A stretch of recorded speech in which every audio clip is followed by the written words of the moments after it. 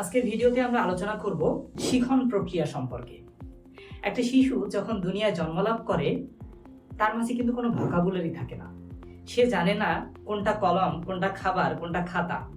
তাহলে কিভাবে সে শিখলো দুনিয়ায় আসার পরে যে এটা এই জিনিস, এটা এই জিনিস, এটা এই জিনিস? বিষয়টা খুবই ইন্টারেস্টিং এবং এই জিনিসটা নিয়ে যদি আপনি চিন্তা করেন, রবের প্রতি বিশ্বাস আপনার আরো কয়েক গুণ বেড়ে যাবে। একটা শিশু যখন দুনিয়া জন্মলাভ করে সে কিন্তু একটা ফাঁকা মেমোরি কার্ড নিয়ে জন্মগ্রহণ করে, তার ব্রেনের মধ্যে কোনো তথ্য নাই। জন্মের পরে আমরা যখন কথা বলতে শিখি তার আগে কোনো এক সময় মা আমাদেরকে এই কলমটা দেখিয়ে বলছিল যে এটা কলম। তখন কিন্তু আমাদের মস্তিষ্কের মাঝে একই সাথে দুইটা প্রক্রিয়া কাজ করে। চোখ দিয়ে আমি দেখতেছি এটা একটা কলম, সো চোখ আমার একটা তথ্য নিচ্ছে যে এটা দেখতে কেমন, আকার আকৃতি কেমন। এই তথ্যটা আমার চোখের অপটিক স্নায়ু দিয়ে মস্তিষ্কের একটা অংশে গিয়ে জমা হচ্ছে যে বস্তুটা দেখতে এমন। ওই মুহূর্তে মা কি বলতেছে এটা হলো কলম, ঠিক ওই শব্দটা আমাদের কান দিয়ে গ্রহণ হচ্ছে এবং পরবর্তীতে অডিটরি স্নায়ু নামক একটা স্নায়ুর মধ্য দিয়ে ব্রেনের একটা অংশে গিয়ে সেভ হচ্ছে। এই দুই ধরনের তথ্যের একটা সমন্বয় হয়ে আমাদের মস্তিষ্কের উচ্চতর অংশে জমা থাকে। অর্থাৎ বস্তুটা দেখতে এমন এবং কান দিয়ে ইনপুট কি হইল কলম।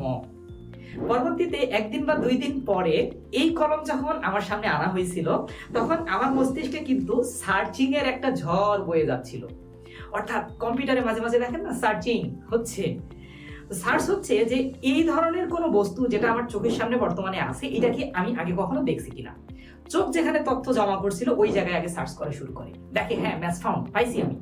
ঠিক ওই মুহূর্তে কান দিয়ে কি ইনপুট হচ্ছিল, কানের অর্থাৎ ব্রেনের যে অংশ ওইটুকু সেভ করছিল ওইখানে গিয়ে সার্চ করা শুরু করে যে কান দিয়ে ওই মুহূর্তে কি তথ্য ইনপুট হচ্ছিল। কান দিয়ে কি আসছিল কলম, এটাও ম্যাচ ফাউন্ড। এই দুই ধরনের তথ্যের সমন্বয় পরবর্তীতে আরেকটা স্নায়ু দিয়ে আমাদের যে ষড়রজ্জু বা আমাদের যে ষড়যন্ত্র যেখানে স্বর তৈরি হয় এই জায়গায় আসে এবং ষড়যন্ত্রের মধ্যে থাকা ভোকাল কর্ড বা স্বরতন্ত্রী নামক দুইটা পর্দা এমন ভাবে কম্পিত হয়, এমন ভাইব্রেশনে কম্পিত হয় যেন আউটপুটটা আসে কলম। চিন্তা করতে পারতেছেন এত জটিল একটা ঘটনা আপনার মস্তিষ্কে ঘটতে সময় লাগছে কয় মিনিট? 2 minute, 3 minute, 4 minute. আপনার চোখের সামনে জাস্ট কলম নিয়ে আসছে, আপনি বলে ফেলছেন কলম। 1 সেকেন্ডের সময় লাগে নাই। অথচ এই 1 সেকেন্ডের মধ্যে আপনার ব্রেনের মধ্যে এত কিছু ঘটনা ঘটে গেছে।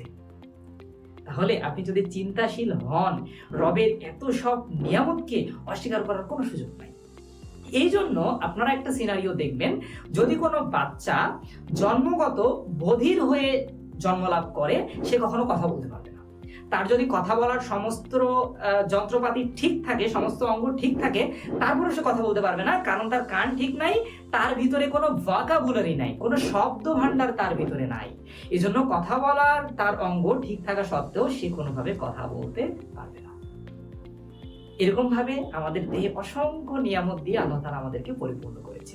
এজন্যই বারবার বলা হচ্ছে ফাবিআইয়ি আলা রাব্বিকুমা তুকাজ্জিবান, অতঃপর তুমি তোমার প্রতিপালকের কোন কোন নিয়ামতকে অস্বীকার করবে। আসলেই আমরা এত পরিমাণ নিয়ামত দিয়ে ভরপুর করে রাখছে মহান আল্লাহ তাআলা, অস্বীকার করার কোনো সুযোগ নেই। আসুন নিজের দেহ সম্পর্কে জানি, বিশ্বাসী হই।